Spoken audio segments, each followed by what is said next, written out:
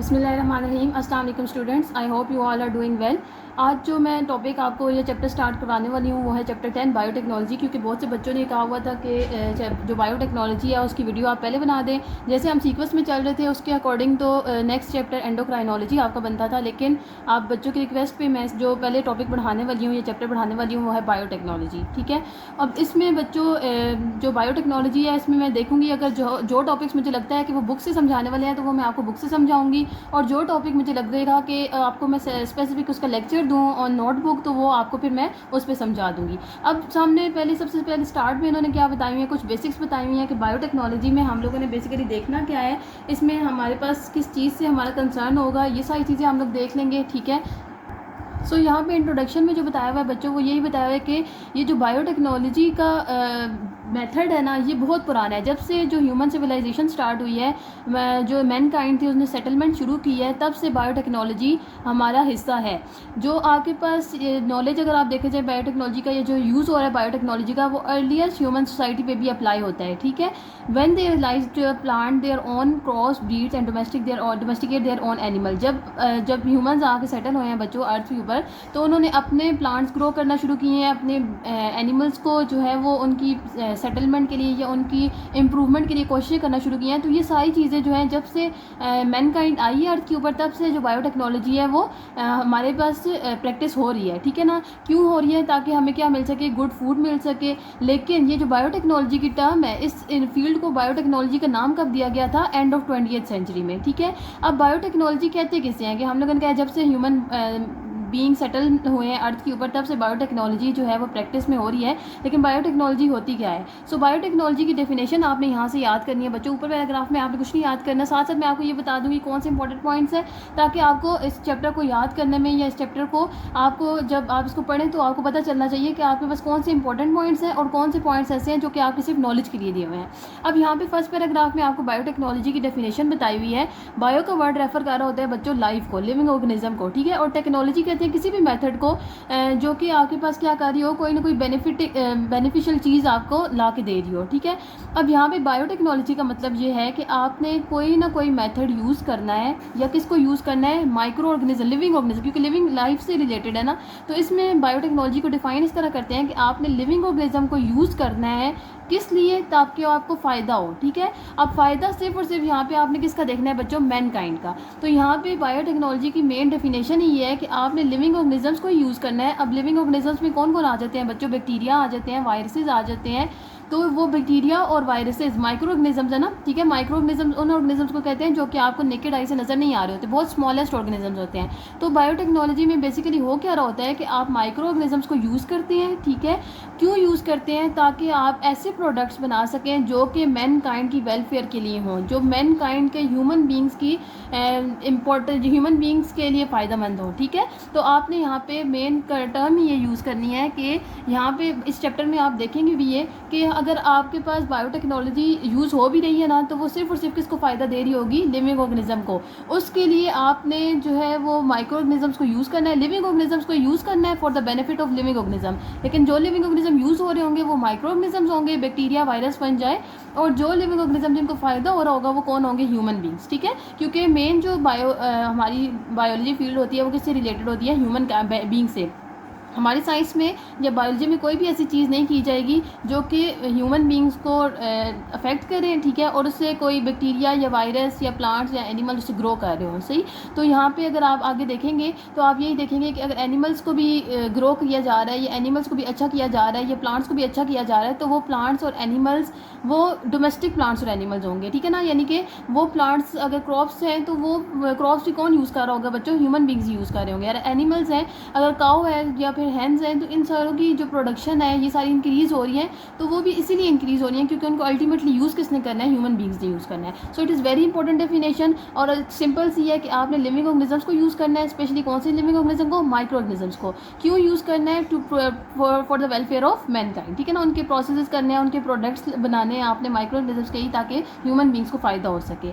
अब इसकी बायोटेक्नोलॉजी की वजह से आपने क्या किया? योगर्ट बना लिया, चीज़ बना लिया, किससे? फर्मेंटेड मिल्क से। वाइन और बियर बना लिया फर्मेंटेड जूस से। ठीक है ना, शुगर केन और माल्टेड बार्ले बन रहे हैं। तो ये जो सारी चीज़ें हैं ये सारी की सारी किस वजह से हो रही हैं? बायोटेक्नोलॉजी की वजह से हो रही हैं। उसके अलावा उन्होंने बताया हुआ कि जो लेदर आपके पास टैनिंग प्रोसेस से बन रही होती है, उसमें भी बैक्टीरिया ही यूज़ हो रहे होते हैं, तो which is also a kind of biotechnology. ठीक, अब उसके बाद बायोटेक्नोलॉजी की यहाँ पे सिर्फ आपने बच्चों डेफिनेशन याद करनी है, ठीक है। इसके ऊपर आप हेडिंग दे दें किसकी, डेफिनेशन की। अब उसके बाद उन्होंने टॉपिक दिया हुआ है इंट्रोडक्शन टू जेनेटिक इंजीनियरिंग। अब टेक्नोलॉजी इस्तेमाल हो रही है, तो यहाँ पे आपके पास जो टेक्नोलॉजी इस्तेमाल हो रही है वो किस पे इस्तेमाल हो रही है बच्चों, जीन्स पे इस्तेमाल हो रही है, ठीक है ना। इंजीनियरिंग हो रही है।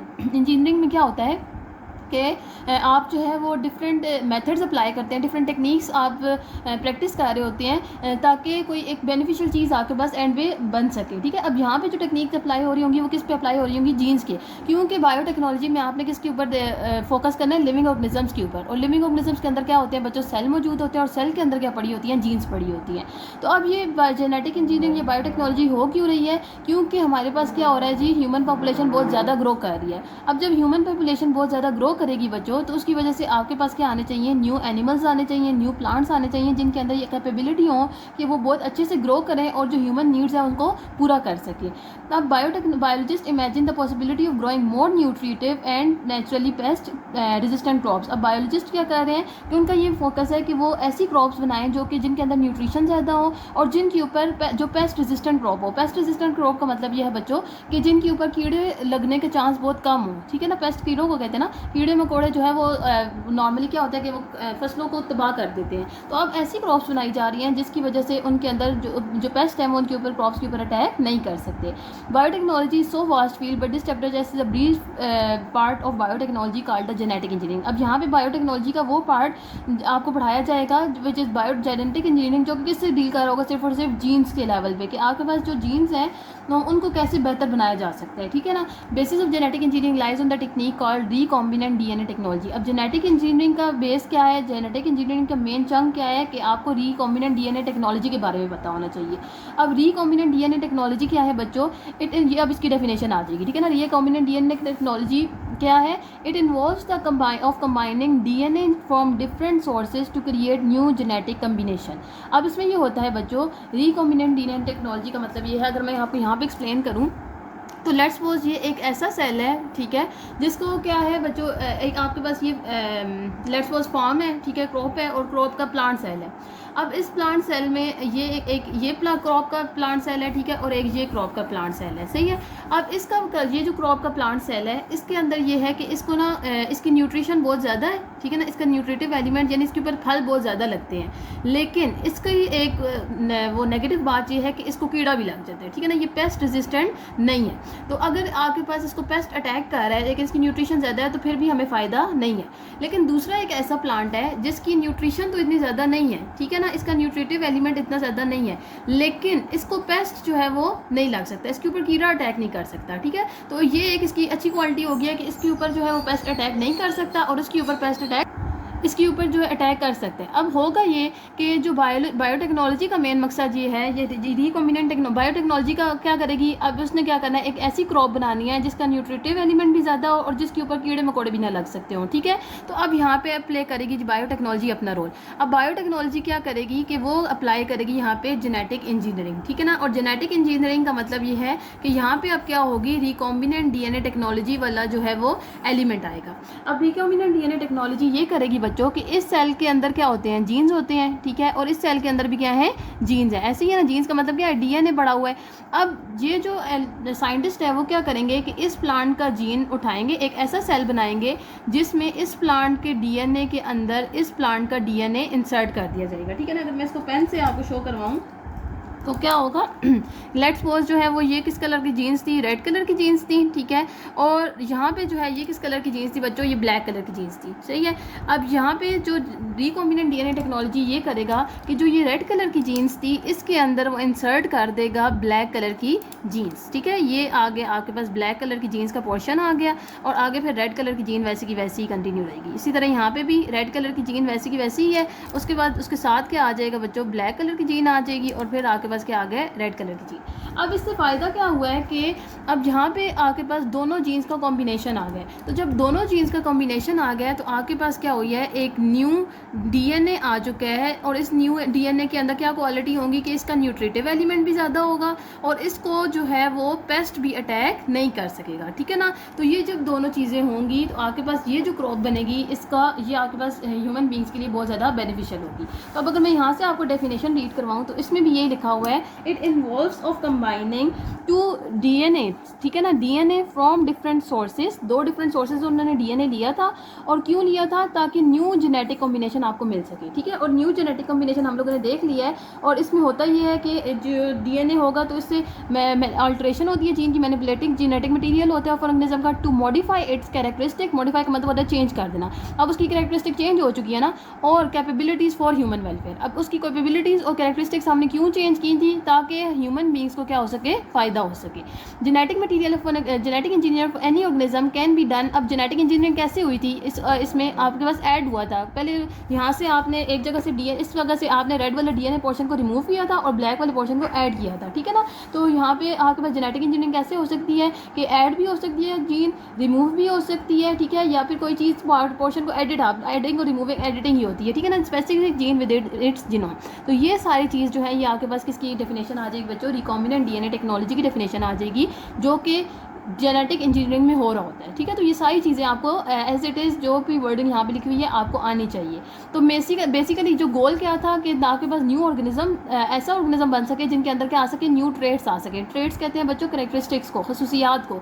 अब जो नई क्रॉप बनेगी उसके अंदर क्या होगा, न्यूट्रिटिव एलिमेंट भी ज़्यादा होगा और उसके अंदर जो है वो जो इंसेक्ट रेजिस्टेंस है वो भी ज़्यादा हो जाएगी, ठीक है। इंप्रूव इट्स एग्जिस्टिंग ट्रेड, आपके पास जो उसकी पहले से ट्रेड्स थी उसको इंप्रूव किया जाए। और इसके अलावा क्या है, एलिमिनेट अनडिजायरेबल ट्रेड्स। तो यहाँ पे गोल की अगर आप हेडिंग दे दें कि जेनेटिक इंजीनियरिंग का या रिकॉम्बिनेंट डीएनए टेक्नोलॉजी का गोल क्या है, तो उसका यही है कि न्यू ट्रेड्स ऑर्गेनिज्म के अंदर लाई जाए, जो ऑलरेडी उनकी ट्रेड्स हैं उनको इंप्रूव किया जाए, ठीक है। और इसके अलावा जो अनडिजायरेबल ट्रेड्स हैं उनको रिमूव किया जाए। जो अनडिजायरेबल ट्रेड्स का मतलब है जो ऐसी चीज़ें जो उनके अंदर मौजूद है जो कि हमें नहीं चाहिए उनको रिमूव कर दिया जाए। और ये सारी चीज़ें कैसे होंगी, bye the help of genetic engineering. तो आपको इसको रिकॉम्बिनेंट डीएनए टेक्नोलॉजी की डेफिनेशन लाजमी आनी चाहिए, आपको गोल्स लाजमी आने चाहिए, ठीक है ना। आगे उन्होंने बस ये सारी जो चीज़ें बताई हुई हैं वो यही बताई हुई हैं कि इसके फ़ायदे क्या कुछ हैं। तो ये बेशक आपने याद करें, आपके पास ये जो हेडिंग्स दी हुई हैं आप इसको याद कर लीजिएगा। Human hope to develop unlimited and useful medicine and vaccine by modifying genome of organism. आपके पास क्या हुआ है जी, बहुत सी मेडिसिन बन रही हैं, यूजफुल मेडिसिन बन रही हैं, वैक्सीन बन रही हैं। और वो कैसे बन रही हैं, माइक्रो ऑर्गेनिजम्स को जीन को मॉडिफाई किया जा रहा है, चेंज किया जा रहा है। Bacteria have been use to clean up environmental pollutants.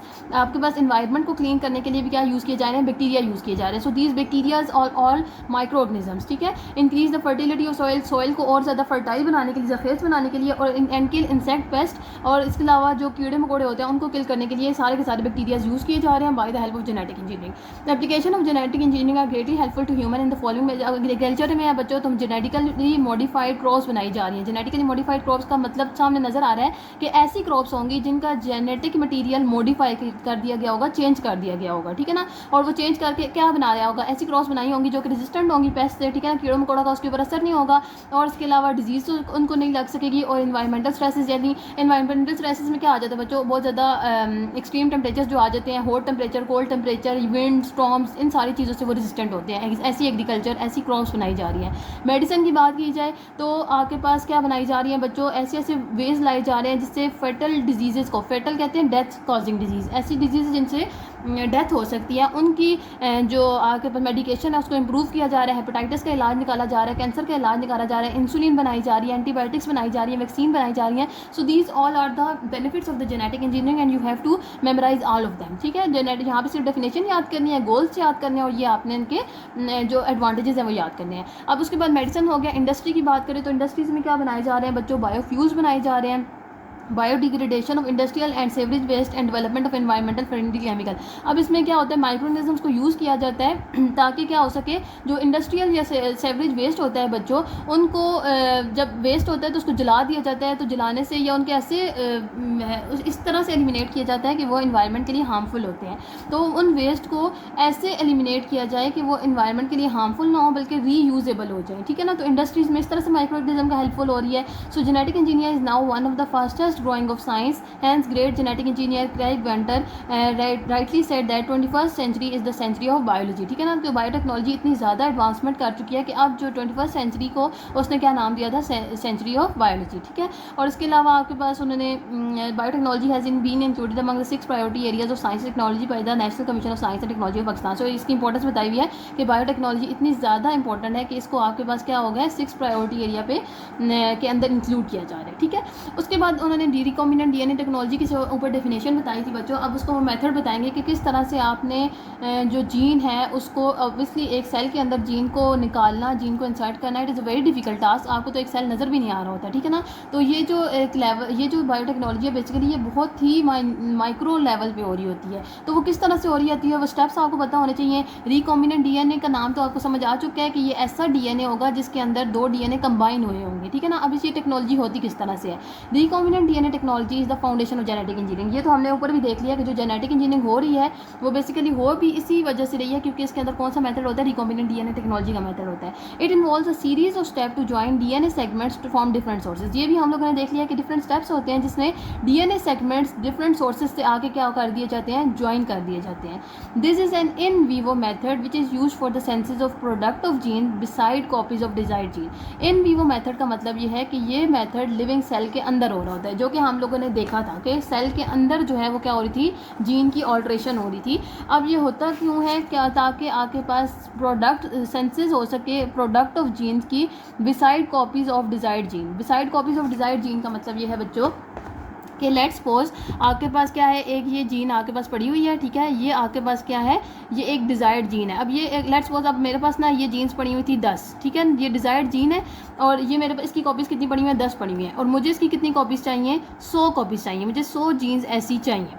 तो अब 100 जीन्स अगर मुझे चाहिए तो मुझे क्या करनी पड़ेगी, इस डिज़ायर्ड जीन की मल्टीपल कॉपीज़ बनानी पड़ेंगी। ऐसे ही है, जब मल्टीपल कॉपीज़ बनेंगी तो आपके पास क्या हो जाएगा, मेरे पास ये 100 जीन, 10 जीन से क्या मैं बना लूँगी, 100 जीन्स बना लूँगी। तो यही उन्होंने यहाँ पर बताया हुआ है कि ये एक ऐसा इन वीवो मेथड है जिससे आपके पास प्रोडक्ट ऑफ जीन बनाए जाते हैं beside copies of desired gene. तो डिजायर्ड जीन के साथ ही उसके, अब देखिए अगर ये जीन है ना, ठीक है, ये कोई जीन का क्या काम होता है, कोई ना कोई प्रोटीन सिंथेसाइज करना। ठीक है ना, तो अब ये जो है इसका जो जीन था 10 जीन है तो उसकी वजह से मुझे लेट्स सपोज 50 प्रोटीन्स मिल रहे थे।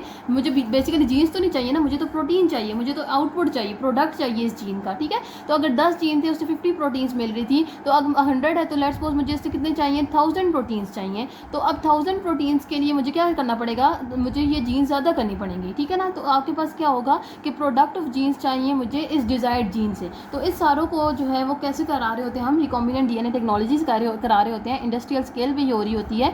It involves the selection and isolation of gene of interest. अब इसमें होता ये है कि सबसे पहला पॉइंट क्या होगा कि आपने जीन ऑफ इंटरेस्ट को सिलेक्ट करना है और इसको आइसोलेट कर लेना है। आपको पता है बच्चों की जो ह्यूमन सेल होता है वो उसके अंदर 46 क्रोमोसोम्स होते हैं, 23 पेयर्स होते हैं। ठीक है, और हर क्रोमोसोम के ऊपर क्या पड़ी हुई है, जीन्स पड़ी हुई हैं। अनलिमिटेड जीन्स एक ह्यूमन सेल में प्रेजेंट है।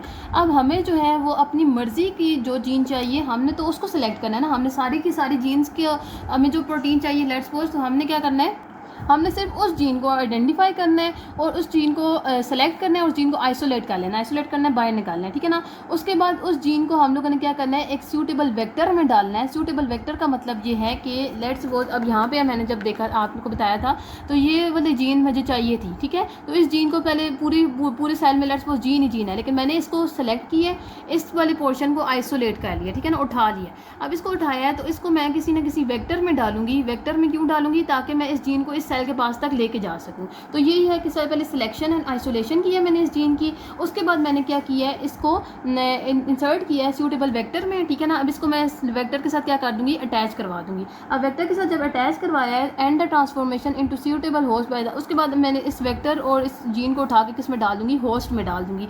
क्यों डालूंगी, क्योंकि मुझे इसके अंदर क्या करनी है, रिकॉम्बिनेंट डीएनए लाना है। ठीक है, and to form the by the recombinant DNA component और requirement of recombinant DNA technology include. अब इसमें सबसे पहले क्या होगा, आप आपने जीन ऑफ इंटरेस्ट को सिलेक्ट करना है। जीन ऑफ इंटरेस्ट को जब सिलेक्ट कर लिया तो आपने उसको क्या करना है, आइसोलेट करना है। आइसोलेट का मतलब क्या है कि आपने उसमें से उस पूरे सेल में से उस जीन के पोर्शन को निकालना है। तो जब निकालेंगे तो आपको क्या चाहिए होगा बच्चों, सीजर्स चाहिए होंगे। अब ये सीजर दूसरी कैंची तो नहीं है, कपड़ा तो नहीं हमने काटना, हम लोगों ने एक जीन को काटना है। तो जीन को काटने के लिए जो सीजर्स होंगे वो कौन से होंगे, मॉलिक्यूलर सीजर्स। ठीक है, अब उसके बाद मैंने क्या करना है, उस जीन ऑफ इंटरेस्ट को मैंने उठा के किस में डालना है, एक वेक्टर में डालना है ताकि मैं दूसरे सेल तक जा सकूँ। तो उसके बाद आपने क्या करना है, एक कैरियर सेलेक्ट करना है या एक वेक्टर सेलेक्ट करना है। ठीक है, जब मैं कैरियर या सिलेक्टर वेक्टर जो है वो लेके दूसरे सेल के पास गई हूँ तो मैंने इस वेक्टर को, इस जीन को इस दूसरे के अंदर भी डालना है। ठीक है, जब इसके अंदर डालूंगी तो मुझे क्या चाहिए होगी बच्चों, इसको अटैच करवाना है तो मुझे यहाँ पे क्या चाहिए होगी, एक ग्लू चाहिए होगी। ठीक है ना, ताकि जीन्स कलेक्ट हो सके। तो यहाँ पे वो ग्लू जो कपड़े को या पेज को जोड़ने वाली ग्लू तो नहीं होगी, यहाँ पे तो जीन्स जोड़ी हैं, तो इसलिए यहाँ पे जो ग्लू होगी वो कौन सी होगी, मॉलिक्यूलर ग्लू होगी। ठीक है, और उसके बाद मुझे क्या चाहिए, एक एक्सप्रेशन सिस्टम चाहिए। एक्सप्रेशन सिस्टम इस सेल को ही कहेंगे बच्चों कि इस सेल को मैं एक ऐसे इन्वायरमेंट में रखूँगी कि ये सेल ग्रो करेगा, और मुझे जब ये सेल जब ग्रो करेगा तो उससे क्या होगा बच्चों कि आपके पास ये सेल डिवाइड करेगा तो जीन्स का नंबर इंक्रीज़ करेगा और प्रोडक्ट्स भी आपके पास क्या हो जाएगी, इंक्रीज़ हो जाएंगी। ये भी बहुत बेसिक है, आगे हम विद एग्जांपल पढ़ेंगे तो आपको ये टेक्नोलॉजी और ज़्यादा अच्छे तरीके से समझ आ जाएगी। उन्होंने आगे आपको हर एक पॉइंट हेडिंग वाइज समझाया हुआ है, तो वो हम लोग देख लेते हैं। Now the first step is gene of interest. अब जीन ऑफ इंटरेस्ट मैंने आपको ये बताया है कि जो सेल होते हैं बच्चों उसमें ना पूरा का पूरे डिफरेंट जो सेल है उसमें बहुत सारे जीन्स प्रेजेंट हैं। ठीक है ना, लेट्स सपोज अगर मैं यहाँ पे एक सेल ड्रॉ करूँ, ठीक है, तो सेल के अंदर 46 क्रोमोसोम होते हैं और जो है वो 23 पेयर्स होते हैं। तो उन सारे क्रोमोसोम के ऊपर पर क्या पड़े हुए हैं बच्चों, जीन्स पड़ी हुई हैं। ठीक है, अब इस लेट्स सपोज ये मेरे पास एक न्यूक्लियस हो, तो न्यूक्लियस में हर जगह पे क्या पड़े हुए हैं, मेरे पास जीन्स पड़े हुए हैं। पूरा का पूरा जो न्यूक्लियस है वो जीन से भरा हुआ है। ठीक है, अब इसमें से मैंने अपनी मुझे जो जीन ऑफ इंटरेस्ट चाहिए मैंने उसको निकालना है। लेट्स सपोज मेरे पास ये जो है ना यहाँ पे क्या पड़ी हुई है, जो जीन ऑफ इंटरेस्ट पड़ी हुई है। ठीक है, इस जीन ऑफ इंटरेस्ट को मैंने सिलेक्ट करना है और इसको मैंने निकालना है। तो अब उन्होंने कहा है कि आपके जो जीन ऑफ इंटरेस्ट है आप उसको 3 वेज से निकाल सकते हैं। ठीक है, अब वो 3 वेज क्या है वो हम लोग देख लेते हैं। सबसे पहले तो अगर आपको कोई जीन चाहिए तो आपने उसको क्या करना है, artificial gene synthesis is the process of synthesising a gene in vitro that is in glassware mean outside the living cell without template DNA sample with the help of DNA synthesizer machine। कि पहला method क्या है कि आप कैसे gene of interest को बना सकते हैं कि आप जो है वो कॉपी कर लें। ठीक है, कॉपी करने का मतलब ये है कि आपके पास एक डीएनए या ये जीन ऑफ इंटरेस्ट इस सेल के अंदर पड़ी रहे, आप एक डीएनए सिंथेसाइजर मशीन लें। ठीक है, और उसको ये ऑर्डर करेंगे आपको वो एक जो है वो इस तरह का जो वो है जीन है वो बना दे। ठीक है ना, डीएनए सिंथेसाइजर मशीन को आप ऑर्डर दें कि आपको ये पर्टिकुलर जीन चाहिए तो वो आपको जीन सिंथेसाइज कर दे। ठीक है, तो यहाँ पे आपके पास क्या होगा कि वो जीन वहीं पे पड़ी हुई है, आपने उस जीन को छेड़ा ही नहीं है, आपने जो है वो सिर्फ और सिर्फ एक मशीन को ऑर्डर दिया है और उसने उस सेल के अंदर जाए बगैर, इन वीवो का मतलब ये होता है ना कि सेल के अंदर जाना है। अभी तो आप सेल को छेड़ ही नहीं रहे हैं, आपने क्या किया, एक ग्लास में क्या बनवा लिया, अपनी जीन बनवा लिया। ठीक है ना, वो ही पर्टिकुलर जीन जब आप बनवा लेंगे तो ये जो मेथड है ये कौन सा है, इन विट्रो मेथड है। इन विट्रो का मतलब क्या है कि ये ग्लास के अंदर हुआ है, लिविंग सेल के अंदर नहीं हुआ। और ये हुआ किसकी मदद से, डीएनए सिंथेसाइजर मशीन की वजह से हुआ है। कोई आपने टेम्पलेट डीएनए सैंपल नहीं लिया था, आपने सिर्फ और सिर्फ इस मशीन को ऑर्डर किया और आपके पास क्या आ चुकी है, वो पर्टिकुलर जीन आ चुकी है। ठीक है, तो एक मेथड तो ये है। दूसरा मेथड क्या है बच्चों, दूसरा मेथड ये है कि आप जो पर्टिकुलर जीन ऑफ इंटरेस्ट है उसको कैसे सिंथेसाइज करें, bye the help of messenger RNA. अब मैंने आपको प्रोटीन सेंसेस पढ़ाई हुई है, मेरा टॉपिक मैंने वो उसकी वीडियोस अपलोड की हुई हैं प्रोटीन सेंसेस की। अगर आप लोगों ने नहीं देखी हुई तो आप वो जाके मेरे चैनल पे देख सकते हैं कि होता ये है बच्चों कि जो डीएनए होता है ना, डीएनए किधर पड़ा होता है, न्यूक्लियस के अंदर। ठीक है, और न्यूक्लियस के अंदर जब डीएनए पड़ा होता है तो डीएनए ने कंट्रोल करना होता है पूरे सेल का काम, और सेल का काम वो कैसे कंट्रोल कर रहा होता है, bye the help of protein senses. ठीक है ना, डीएनए जो है वो सेल को हुक्म देता है कि ये वाला प्रोटीन बनाओ और वो प्रोटीन बनता है और सेल के अपने फंक्शंस हो रहे होते हैं। अब डीएनए पड़ा हुआ है न्यूक्लियस के अंदर और प्रोटीन सिंथेसाइज किसने करने हैं, राइबोसोम्स ने, और वो किधर पड़े होते हैं बच्चों, वो पड़े होते हैं साइटोप्लाज्म में। ठीक है, सेल के 2 ही कंपोनेंट्स होते हैं, एक होता है जी सेल का साइटोप्लाज्म और उसके अंदर क्या होता है, न्यूक्लियस होता है। ये न्यूक्लियस है और ये बाहर क्या है, साइटोप्लाज्म है। अब डीएनए जब सेल के न्यूक्लियस के अंदर पड़ा हुआ है तो अब इसने क्या करना है कि इसने राइबोसोम यहाँ पे लेट्स सपोज पड़े हुए हैं और डीएनए यहाँ भी पड़ा हुआ है, तो डीएनए राइबोसोम के साथ कैसे कम्युनिकेट करता है, डीएनए कम्युनिकेट करता है बच्चों bye the help of their messenger. ठीक है, और उस मैसेंजर का क्या नाम होता है, मैसेंजर आरएनए। डीएनए ने अपना मैसेज इनकोड करवाना होता है मैसेंजर आरएनए को। मैसेंजर आरएनए फिर ये न्यूक्लियस के अंदर पड़ा हुआ था। मैसेंजर आरएनए फिर किसके पास जाता है? साइटोप्लाज्म के पास जाता है, और साइटोप्लाज्म में भी किसके पास जाता है? राइबोसोम के पास, ठीक है ना। राइबोसोम के पास जब जाएंगे तो राइबोसोम उस मैसेंजर आरएनए से मैसेज लेता है और क्या बना देता है? प्रोटीन्स बना देता है, ठीक है। ये पूरा डिटेल लेक्चर मैं आपको फर्स्ट ईयर के टॉपिक्स में, जहाँ पे आई थिंक फर्स्ट ईयर की आपकी बुक में ये टॉपिक्स थे, तो मैंने उसमें दिया हुआ है आपको। अब यहाँ पे दूसरा मेथड क्या था कि हम लोगों ने क्या करनी थी? जीन ऑफ इंटरेस्ट बनानी थी। तो जीन ऑफ इंटरेस्ट को बनाने के लिए हम क्या करते हैं? हम मैसेंजर आरएनए को उठा लेते हैं, ठीक है ना। दूसरा मेथड ये है कि आप मैसेंजर आरएनए को उठाएं।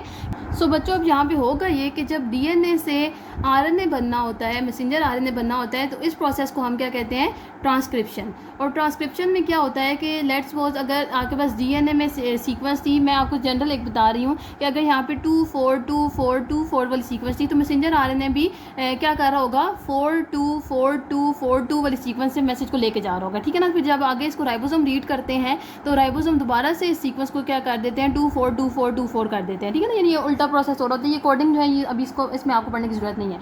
लेकिन जो पॉइंट है वो ये है कि जो डीएनए होता है वो उसका मैसेज कॉपी हो रहा होता है in the form of messenger RNA, और इस प्रोसेस को आप क्या नाम दे देते हैं? ट्रांसक्रिप्शन का नाम दे देते हैं। अब हम लोगों ने क्या करना है? हम लोगों को डीएनए चाहिए, तो आप क्या उठा सकते हैं? मैसेंजर आरएनए उठा सकते हैं। मैसेंजर आरएनए से आप बनाएं जी क्या? डीएनए। तो जब मैसेंजर आरएनए से आप डीएनए बनाएंगे तो आपके पास रिवर्स ट्रांसक्रिप्शन हो रही है, ठीक है ना। ट्रांसक्रिप्शन का उल्टा हो रहा है, तो इसलिए यहाँ पे जो एंजाइम होगा वो कौन सा होगा बच्चों? रिवर्स ट्रांसक्रिप्टेज एंजाइम एक्ट करेगा, और वो आपको वो पर्टिकुलर सीक्वेंस ऑफ डीएनए उठा के ला देगा जो कि आपको चाहिए थी। तो दूसरा मेथड उन्होंने यही बताया हुआ है कि आपने क्या करना है? रिवर्स ट्रांसक्रिप्टेज एंजाइम को, जो कि एक एंजाइम होता है और वो रिट्रोवायरस में प्रेजेंट होता है, ठीक है। आप उसके थ्रू मैसेंजर आरएनए को लें और मैसेंजर आरएनए से आप क्या बना दें? अपना कॉम्प्लीमेंट्री डीएनए बना दें, ठीक है। इसको आप क्या नाम दे देंगे? ये जो डीएनए बनेगा इसको आप क्या नाम दे देंगे? कॉम्प्लीमेंट्री डीएनए का नाम दे देंगे। तो दूसरा मेथड ये हो गया।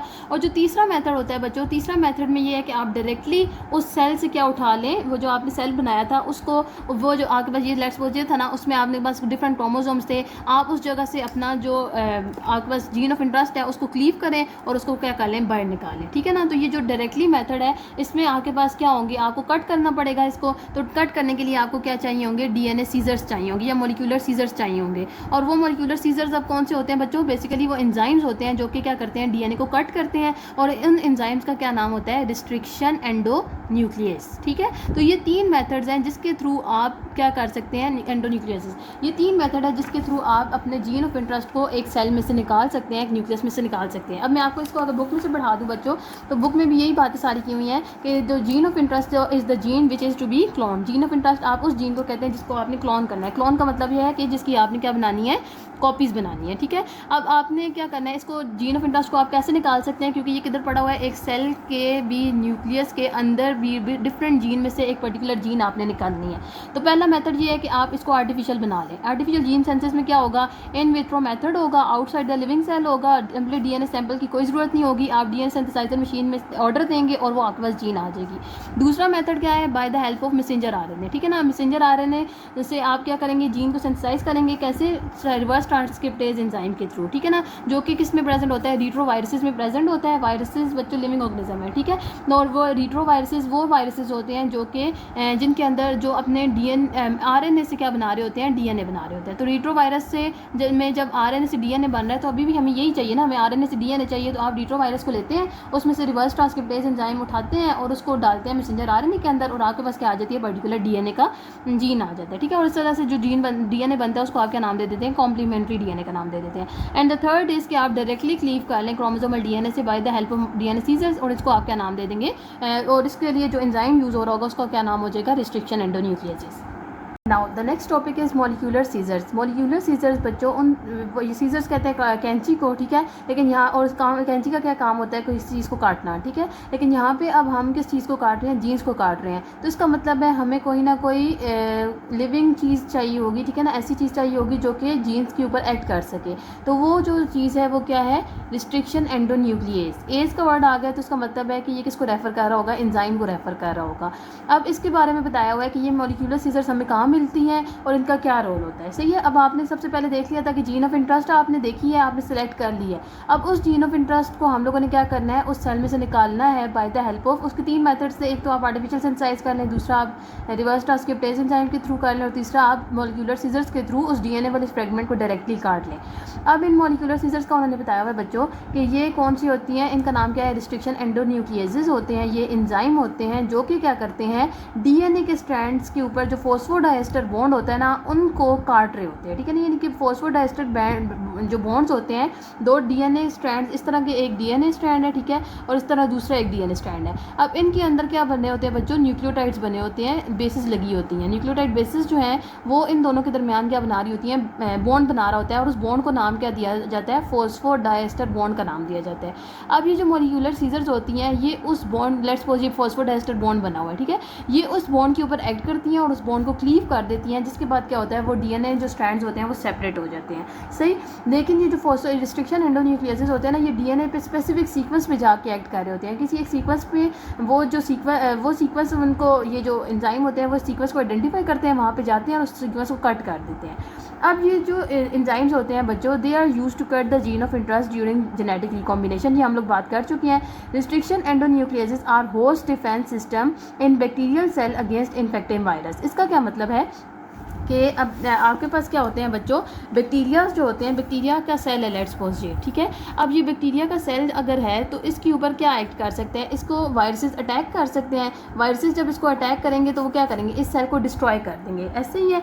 अब ये जो बैक्टीरियल सेल होता है, इसके अपने अंदर क्या पड़े होते हैं, ये रिस्ट्रिक्शन एंडोन्यूक्लियसेस एंजाइम पड़े होते हैं, ठीक है। तो इनका काम क्या होता है कि ये ना अपने होस्ट को डिफेंड कर रहे होते हैं अगेंस्ट पर्टिकुलर वायरस। मतलब अगर ये वायरस इसके ऊपर आके अटैक करेगा ना, तो ये रिस्ट्रिक्शन एंडोन्यूक्लियस, इसके अंदर जो जेनेटिक मटेरियल होगा, जो डीएनए या आरएनए प्रेजेंट होगा, ठीक है, ये उसके ऊपर क्या, इसके ऊपर ये रिस्ट्रिक्शन एंडोन्यूक्लियस अटैक करेगा, ठीक है, और उसको क्या कर देगा, डिस्ट्रॉय कर देगा। तो जब एक वायरस का जेनेटिक मटेरियल ही नहीं रहेगा तो ये वायरस इस बैक्टीरिया के ऊपर अटैक नहीं कर सकता, ठीक है ना। जैसे हमारे मुल्क की आर्मी होती है ना, कोई बाहर से आए तो आर्मी उसको क्या करती है, डिस्ट्रॉय करती है। इसी तरह ये जो सेल है, बैक्टीरियल सेल है, ये इसका जो डिफेंसिव मैकेनिज्म है, इसकी जो आर्मी है वो क्या है, ये रिस्ट्रिक्शन एंडोन्यूक्लियस एंजाइम है, जो कि क्या करते हैं, डीएनए के ऊपर, जेनेटिक मटेरियल के ऊपर एक्ट करते हैं और उनको डिस्ट्रॉय कर देते हैं, ठीक है। तो उन्होंने यहाँ पे यही बात बताई हुई है कि ये जो रिस्ट्रिक्शन एंडोन्यूक्लियस एंजाइम होते हैं, ये होस्ट डिफेंस का काम कर रहे होते हैं बैक्टीरियल सेल में अगेंस्ट इन्फेक्टिंग वायरस। कोई भी इन्फेक्टिंग वायरस आएगा तो ये उसको डिस्ट्रॉय कर देंगे।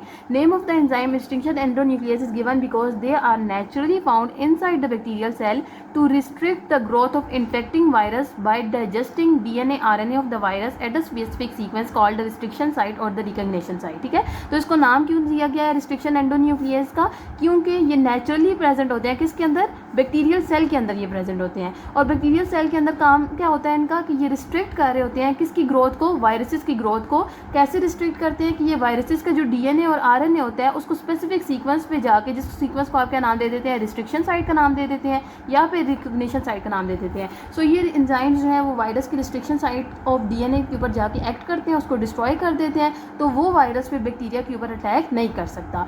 अब क्या होगा कि ये रिस्ट्रिक्शन एंडोन्यूक्लियस बच्चों एंजाइम जो है, इनका काम क्या है कि ये जेनेटिक मटेरियल को अटैक कर रहे हैं, ठीक है। वायरस के अंदर जो भी जेनेटिक मटेरियल होगा ये इसको किल कर देगा। लेकिन अब मसला ये है कि बैक्टीरिया का अपना भी जेनेटिक मटेरियल है ना, बैक्टीरिया भी तो एक सेल है, ठीक है। और एक सेल जो है वो क्या होता है, एक वायरस या एक सेल जो होता है वो जेनेटिक मटेरियल के बगैर एग्जिस्ट नहीं कर सकता। तो अगर ये रिस्ट्रिक्शन एंडोन्यूक्लियस इसके अंदर प्रेजेंट है और ये वायरस के डीएनए को नहीं छोड़ा, तो ये अपने डीएनए को भी तो नहीं छोड़ेगा ना, क्योंकि इसकी तो नेचुरल प्रॉपर्टी है कि इसने किसको अटैक करना है, डीएनए को अटैक करना ही करना है और इसने डीएनए को डिस्ट्रॉय करना ही करना है। तो उसके लिए बैक्टीरिया को क्या करना पड़ती है, एक प्रोटेक्शन करनी पड़ती है, वो अपने डीएनए को मॉडिफाई कर लेता है। मॉडिफाई का मतलब है चेंज कर लेता है their own restriction site generally by adding methyl group to the nucleotides in their recognition sequence.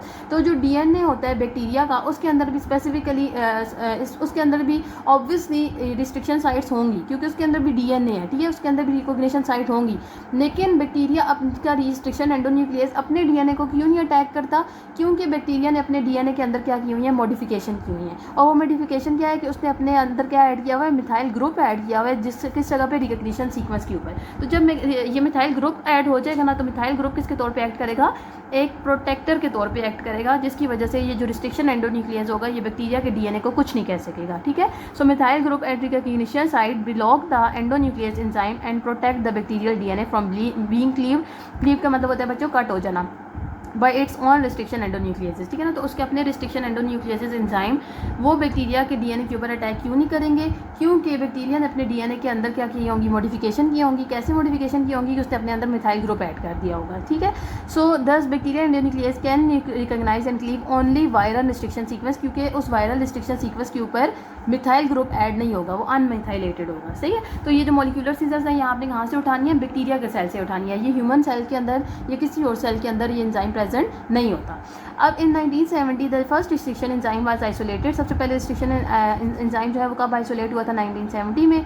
बहुत से डिफरेंट रिस्ट्रिक्शन एंडोन्यूक्लियसेस जो है वो आइसोलेट हो चुके हैं। एंडोन्यूक्लियसेस को नाम दिया जाता है उस स्पीशी के जीनस के ऊपर जहाँ से वो निकला होता है, ठीक है। आगे उन्होंने उनको डिफरेंट नाम बताए हैं, जैसे ई कोर आर जो है वो आइसोलेट हुआ था ई कोलाई से, एस्टीरिया कोलाई से। हिन 2 एंड हिन 3 जो है वो हीमोफिलस इन्फ्लुएंजा से हुआ था, और जोल जो है वो ज़ेंथोमा होल्की कोला से हुआ था। तो ये डिफरेंट जो बैक्टीरिया हैं उनके जिस बैक्टीरिया से जो रिस्ट्रिक्शन एंडोन्यूक्लियस एंजाइम आप उठाते हैं उसके अकॉर्डिंग उसको नाम दे दिया गया। उसके बाद उन्होंने क्या बताया हुआ है कि रिस्ट्रिक्शन साइट को कैसे आइडेंटिफाई करता है रिस्ट्रिक्शन एंडोन्यूक्लियस एंजाइम। हम लोगों ने यही कहा है ना कि बैक्टीरिया की वायरल जो डीएनए होता है उसके अंदर रिकॉग्निशन साइट्स होती हैं, रिस्ट्रिक्शन साइट्स होती हैं, जिसके ऊपर जाकर रिस्ट्रिक्शन एंडोन्यूक्लियस एक्ट कर रहा होता है। तो अब ये जो वो रिस्ट्रिक्शन साइट्स है, वो रिकॉग्निशन साइट कैसे वो आइडेंटिफाई होता है, क्योंकि उस साइट के ऊपर क्या प्रेजेंट होती है बच्चों, स्पेसिफिक पैलिंड्रोमिक सीक्वेंस प्रेजेंट होती है। अब स्पेसिफिक पैलिंड्रोमिक सीक्वेंस का मतलब क्या है, it is a 4 to 8 base pair in the DNA in which nucleotides are arranged symmetrically in reverse order in both complementary DNA strands। इसका मतलब ये है कि पैलिंड्रोमिक सीक्वेंस उस सीक्वेंस को कहते हैं जिसमें 4 या 8 बेस पेयर्स डीएनए के 2 स्ट्रैंड्स में एक दूसरे के रिवर्स ऑर्डर में सिमेट्रिकली अरेंज हों। अब उसके बाद उन्होंने यहाँ पे सामने बता भी दिया है इसको सीक्वेंस में, ये देखें बच्चों, GAATTC कितने न्यूक्लियोटाइड्स हैं, ये 6 न्यूक्लियोटाइड्स हैं, ठीक है। एक डीएनए स्ट्रैंड पे ये इस सीक्वेंस में अटैच है, और दूसरे स्ट्रैंड में देखा जाए तो यहाँ पे C अगर लास्ट पे है तो यहाँ पे फ्रंट पे आ गया, डबल T उधर सेकंड लास्ट थर्ड लास्ट में थे तो इधर सेकंड और थर्ड पे आ गया, डबल A और G, यहाँ पे G फर्स्ट में था यहाँ पे लास्ट में आ गया। तो यहाँ पे ये हुआ है कि सिमेट्रिकली वो रिवर्स ऑर्डर में अरेंज हुए हैं बोथ स्ट्रैंड्स के ऊपर। तो इस सीक्वेंस को आप क्या नाम दे देंगे, पैलिंड्रोमिक सीक्वेंस का नाम दे देंगे। तो डीएनए के ऊपर, डीएनए के स्ट्रैंड्स के ऊपर जहाँ पे भी रिस्ट्रिक्शन एंडोन्यूक्लियस को पैलिंड्रोमिक सीक्वेंस मिलती है, वो उसके लिए क्या एक्ट करती है, रिकॉग्निशन साइट के तौर पे एक्ट करती है, रिस्ट्रिक्शन साइट के तौर पे एक्ट करती है, और वहाँ पे आकर रिस्ट्रिक्शन एंडोन्यूक्लियस एक्ट करता है और उसको क्या कर देता है, क्लीव कर देता है, ठीक है। तो ये आपके पास क्या हो जाएगी, पैलिंड्रोमिक सीक्वेंस हो जाएगी। उसके बाद उन्होंने क्या बताया हुआ है, restriction enzyme either make staggered और ब्लंट एंड। अब हमने कहा है कि जब इसको पैलिंड्रोमिक सीक्वेंस मिल गई है रिस्ट्रिक्शन एंडोन्यूक्लियस को, तो अब इसने क्या करना है, कट करना है, ठीक है। तो जब ये कट करेगा तो ये 2 तरह के एंड्स बनाता है, एक तो या तो ये स्टैगर्ड एंड बनाएगा या फिर ब्लंट एंड बनाएगा, ठीक है। Staggered and is one in which the resulting duplex fragment showed single stranded projected ends called sticky ends. तो स्टैगर्ड एंड्स वो एंड होता है बच्चों जिसमें जो फ्रेगमेंट बनता है डुप्लेक्स का, वो किस तरह के एक्ट कर रहे होते हैं, वो सिंगल स्ट्रैंडेड प्रोजेक्टेड एंड्स के तौर पे एक्ट कर रहे होते हैं, जिसको आप क्या नाम देते हैं, स्टिकी एंड्स का नाम दे देते हैं। स्टिकी एंड्स का मतलब क्या है बच्चों, कि स्टिकी एंड्स में क्या होता है कि वो चीज़ दोबारा से स्टिक कर जाती है, वो चीज़ दोबारा से जुड़ जाती है, ठीक है ना। तो ये ऐसे एंड्स बनाता है जब रिस्ट्रिक्शन एंडोन्यूक्लियस या तो ऐसे कटिंग करेगा कि आपके पास प्रोजेक्टेड एंड्स बनेंगे दोनों फ्रेगमेंट्स के ऊपर। अब ये जैसे यहाँ पे कटिंग हुई हुई है बच्चों, तो इस तरह से जब कटिंग होगी तो अब इसमें जो आपके पास ये वाली एडेनिन है, ये थायामीन के साथ दोबारा अटैच हो सकती है, ये एडेनिन दोबारा थायामीन के साथ अटैच हो सकता है। तो ये इन दोनों के दरमियान बॉन्डिंग के चांसेस, स्टिक होने के चांसेस दोबारा से हैं। तो इस तरह की कटिंग को आप क्या नाम दे देंगे, इस तरह की कटिंग को आपका नाम दे देंगे स्टैगर्ड कटिंग का नाम दे देंगे, ठीक है। स्टिकी एंड में B produce at 5 end of the both DNA strands, और स्टिकी एंड में B produce at 3 prime end of the both the DNA strands, ठीक है ना। तो वो 5 प्राइम एंड पे भी स्टिकी एंड्स बना सकता है या फिर 3 प्राइम एंड पे भी स्टिकी एंड्स बना सकते हैं, किसी भी जगह पे। ये डिपेंड करता है कि आपके पास रिस्ट्रिक्शन एंडोन्यूक्लियस कौन सा है। अगर तो ई कोलाई का रिस्ट्रिक्शन एंडोन्यूक्लियस आपने उठाया होगा तो वो स्टिकी एंड बनाएगा किस साइड पे, 5 प्राइम एंड पे। और अगर आपने किसी और दूसरा कौन सा उन्होंने बताया KPN1 रिस्ट्रिक्शन एंडोन्यूक्लियस उठाया होगा तो वो किसके ऊपर स्टिकी एंड बनाएगा, 3 प्राइम एंड पे। ये जो एंड्स होते हैं बच्चों, ये डीएनए के एंड्स होते हैं, 5 प्राइम एक होता है, 5 प्राइम से स्टार्ट होता है 3 प्राइम से, और दूसरा जो डीएनए स्ट्रैंड होता है वो से और ऑपोजिट जा रहा होता है, एंटी पैरेलल 3 प्राइम से 5 प्राइम एंड पे, ठीक है। अब ये तो हो गया स्टैगर्ड एंड, ये स्टिकी एंड जिसमें दोबारा बॉन्डिंग के चांसेस होते हैं। दूसरा जो एंड बनता है बच्चों वो कौन सा होता है, दूसरा जो कट होता है वो ब्लंट कट होता है। ब्लंट ब्लंट काइट में क्या होगा कि जो फ्रेगमेंट्स होते हैं डुप्लेट्स के वो कोई भी स्टिकी एंड शो नहीं कर रहे होंगे, उनके ऊपर कोई भी प्रोजेक्टेड साइड्स नहीं बनेगी। और उसमें क्या होगा कि किस तरह से कटिंग हो, यहाँ दरमियान से कटिंग हो जाए। तो अब ये गोवानिन साइटोसिन के साथ जुड़ा हुआ है, ये भी गोवानिन साइटोसिन के साथ जुड़ा हुआ है, तो ये और किसी और के साथ भी बॉन्डिंग नहीं बना सकता, ठीक है ना। तो इस तरह से जो कटिंग होगी इसको आप क्या नाम दे देंगे, ये कौन सी कटिंग है, ये ब्लंट कटिंग है। इनके दरमियान दोबारा से रिस्ट्रिक्शन, जो दोबारा से बॉन्डिंग है वो उसके चांसेस नहीं है। So they do not show sticky ends, for example blunt end are produce by कौन सा हीट 3 जो है वो ब्लंट एंड बना रहा होता है, target site for cleaving sugar phosphate bond and phosphate backbone of DNA are indicated by green triangle, ठीक है ना। तो यहाँ पे उन्होंने बताया हुआ है कि ये जो ग्रीन ट्रायंगल है इस जगह पे आके क्या होगी, क्लीवेज होगी, फॉस्फोडाइस्टर बॉन्ड ब्रेक करेंगे, डीएनए स्ट्रैंड सेपरेट हो जाएंगे, और लेकिन यहाँ पे जो एंड्स बनेंगे वो कौन से एंड्स बनेंगे, वो ब्लंट एंड्स बनेंगे, ठीक है बच्चों। मुझे उम्मीद है आपको मॉलिक्यूलर सीजर और जीन ऑफ इंटरेस्ट समझ आ चुका होगा।